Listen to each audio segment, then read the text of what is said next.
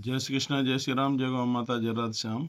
आप देख रहे हैं तुलसी मंगलवाणी यूट्यूब चैनल और इस वीडियो में हम चर्चा कर रहे हैं कि कौन से दिन भगवान की पूजा करने से क्या होता है। तो पूरे 9 दिन की पूजा के बारे में मैं आपको निवेदन कर रहा हूँ। आप भगवान को फूल पत्तियां चढ़ाते हैं, आप जल चढ़ाते हैं, आरती पूजा करते हैं, ये कभी निरर्थक नहीं जाता। इससे हमें क्या प्राप्त होता है इस वीडियो में आप सुन लीजिए। वर्णन क्या है। आरोग्यम संपदश्चैव व्याधीनां शांतिरेव च पुष्टिरायुष तथा भोगो मृते हार निर्धात क्रम। यानी इस श्लोक का अर्थ है कि यदि आप रविवार के दिन भगवान की पूजा करते हैं, इसके द्वारा आरोग्यता मिलती है।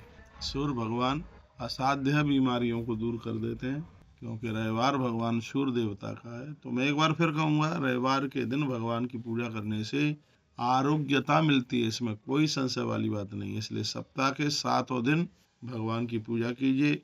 रविवार के दिन आदित्य हृदय स्तोत्र का पाठ कीजिए, इससे आपका हार्ट भी मजबूत रहे। सूर्य भगवान को अर्घ तो रोज ही देना है, सूर्य नमस्कार प्रत्येक दिन किया करो। तत्पश्चात फिर कहा गया है संपदश्चैव, सोमवार के दिन भगवान की पूजा करने से आप संपत्ति के दाता बनते हैं। यानी चंद्रमा की पूजा करने से शांति और संपदा दोनों चल करके आते हैं। चंद्रमा प्रसन्न होने पर व्यक्ति क्रोध को जीत करके बताता है। चंद्रमा के प्रसन्न होने पर घर की स्त्रियां झगड़ा नहीं करती। चंद्रमा के प्रसन्न होने पर पति पत्नी में बहुत ज्यादा बनती है। बाबा मेरे सामने ग्रंथ रखा है, बड़ी अद्भुत इसमें बातें कही गई हैं। सोमवार के दिन आप भगवान का पूजा पाठ करते हैं, इससे घर के कलह दूर होते हैं, पति पत्नी में बनती है, आनंद होता है। इसलिए हर दिन पूजा के महत्व की बात मैं आपको निवेदित कर रहा हूँ। अगली बात कहिए, व्याधि नाम शांतिरेवचः, यानी मंगलवार को आप पूजा पाठ करते हैं, इससे व्याधियों का निवारण होता है, इससे कर्जे से मुक्ति मिलती है। इसलिए मंगल की भी पूजा करना बहुत ज्यादा जरूरी है। तत्पश्चात फिर क्या कहा, आगे की बात सुनिए। कहा कि बुधवार को आप पूजा करते हैं, इससे आपको पुष्टि तंदुरुस्ती मिलती है। माता पिता की कृपा के अधिकारी होते हो, माता पिता का संग नहीं छूटता। ये बुधवार चंद्रमा का पुत्र है बुध, ये उस दिन की पूजा करने की बहुत बड़ी महिमा है। उसके तत्पश्चात फिर बताया गया बृहस्पति आयुर्स तथा भोग। बृहस्पतिवार यानी गुरुवार के दिन आप भगवान का पूजा पाठ करते हैं, इससे आयु की वृद्धि होती है, इससे उम्र बढ़ती है। गुरुवार के दिन देवी देवताओं के बंधन पूजन करने का इतना बड़ा महत्व है, इतना बड़ा सौभाग्य है। तत्पश्चात फिर अगले शब्दों में कहा, क्या कहा, ये कहा कि शुक्र बार को भगवान की पूजा करते हैं तो वो भोग देते हैं, लक्ष्मी देते हैं, संपदा देते हैं, खर्चा नहीं आता, व्यक्ति बहुत आनंद के साथ चैन से जीवन जीता है। शुक्रवार का जो दिन है ये बहुत संपदा देने वाला दिन है, इसलिए इस दिन की पूजा भी बहुत ज्यादा ही महत्वपूर्ण है।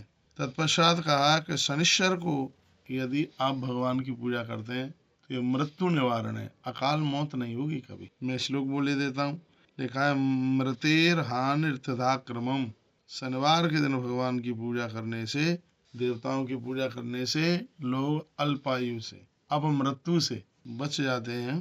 तो आरोग्यम संपदश्चैव व्याधान व्याधीनां शांतिरेव च पुष्टिरायुष तथा भोगो मृतेर हानि यथा क्रमम।